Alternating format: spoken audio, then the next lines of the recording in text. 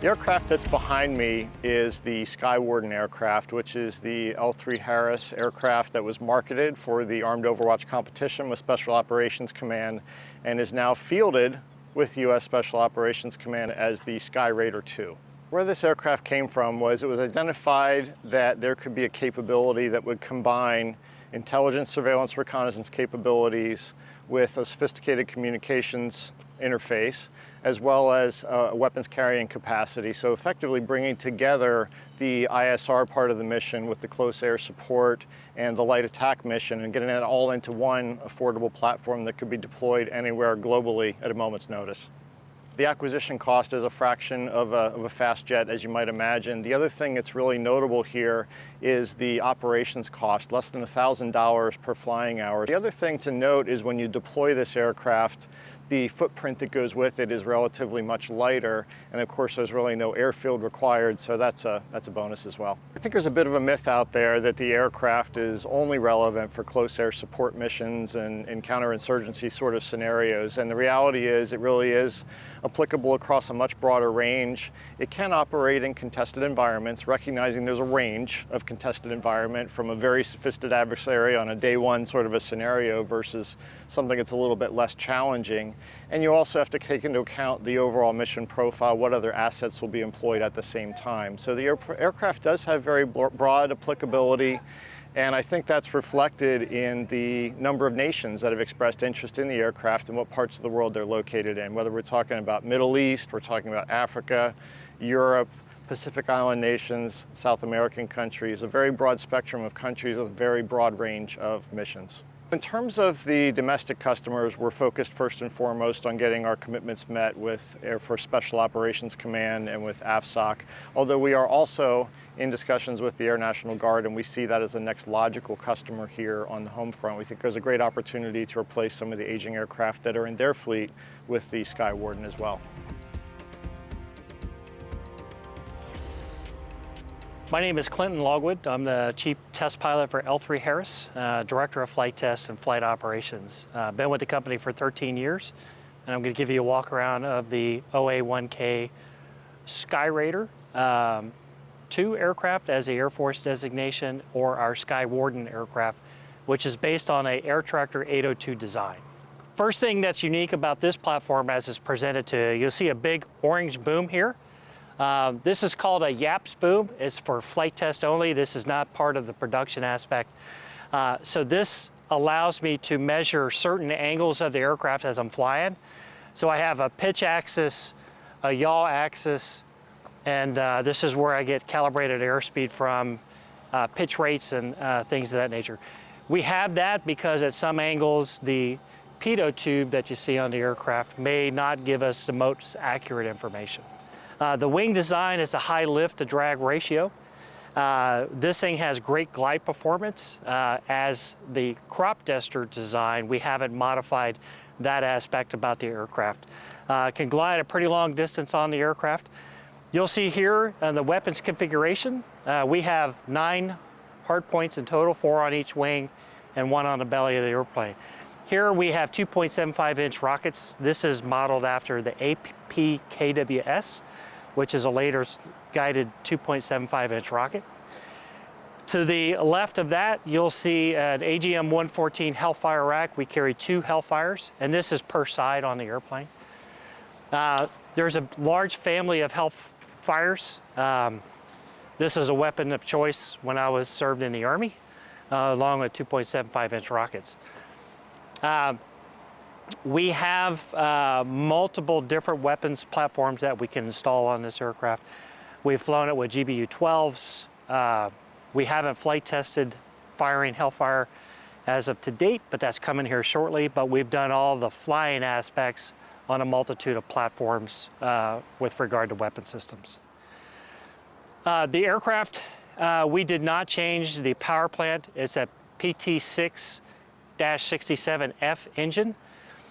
It's capable of 1,700 shaft horsepower. We utilize 1,600 shaft horsepower. And you'll see the vortex generators along the wings. That's part of the capability that allows us to do that. Helps us get a slower stall speed and better flight performance out of the aircraft. 5-bladed aluminum prop. We don't change that design whatsoever. Fully featherable. You can back this airplane up in place, very maneuverable. Has a air filter design. You see the engine intake there. We are in the process of a redesign of that to incorporate transient into light icing conditions, which it currently doesn't possess. To the left wing of the airplane, you'll see our sensor pod.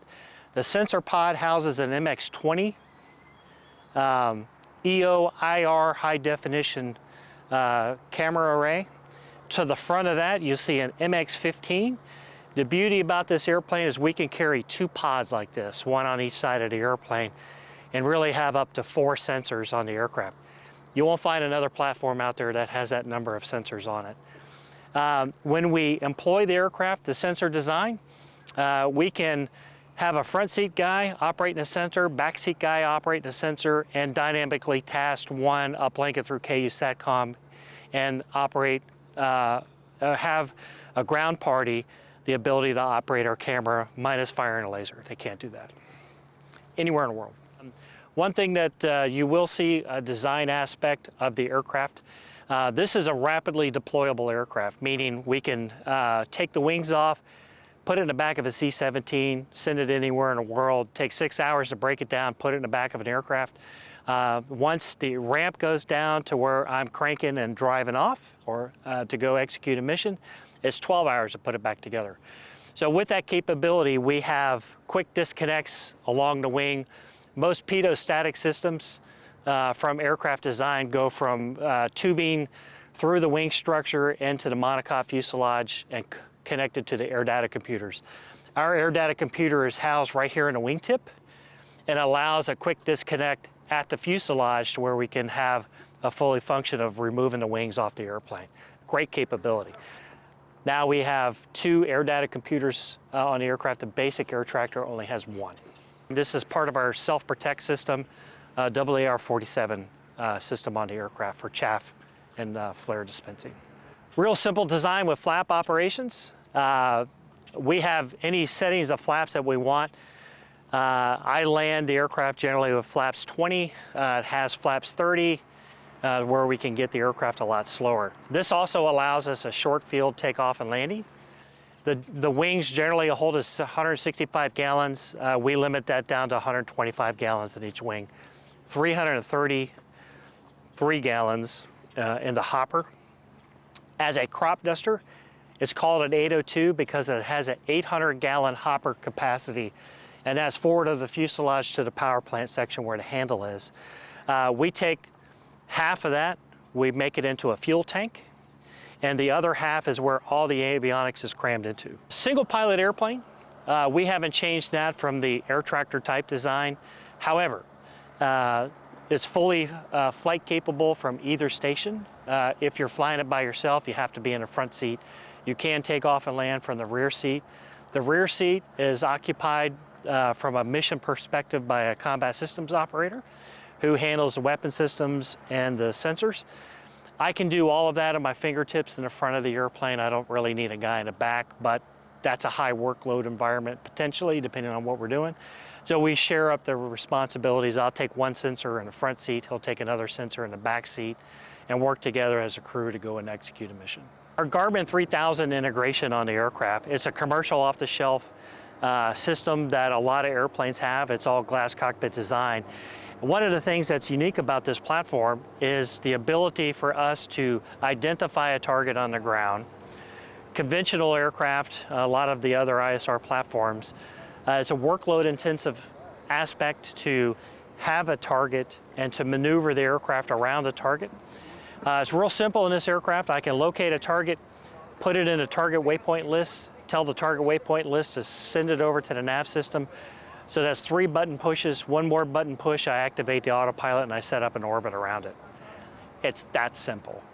So backseat guy can do it, front seat guy can do it. I can define what radius I want to fly or set up a search pattern. That's a standard Garmin setup, and Garmin's really the only manufacturer out there that gives us that capability. It's a partition nav system. One of the unique aspects when you see this aircraft is the bump on the back. That's a KU SATCOM system where we also have data links down to the ground. Don't want to get into all the details physically what it does, but that's a beyond line of sight means of communication. We carry 5 secure comms with both line of sight and beyond line of sight capability, to include a STT, the Vortex system.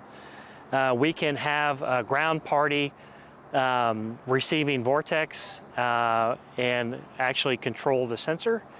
The only thing they can't do is fire a laser. The intent is a small combat team takes the airplane, they go externally somewhere, operate it from an austere environment. You can land, we've landed it in fields, air tractors land in fields, dirt roads all the time. Great capability of the aircraft. It has a ruggedized landing gear and wheel components and brakes to where we have amazing stopping capability on the airplane. It's easy to fly, it's easy to train in, and easy to maintain. The battle damage assessment on the aircraft, if any panel gets damaged on the airplane, it's real simple to remove the panel and replace it. Only takes a couple minutes.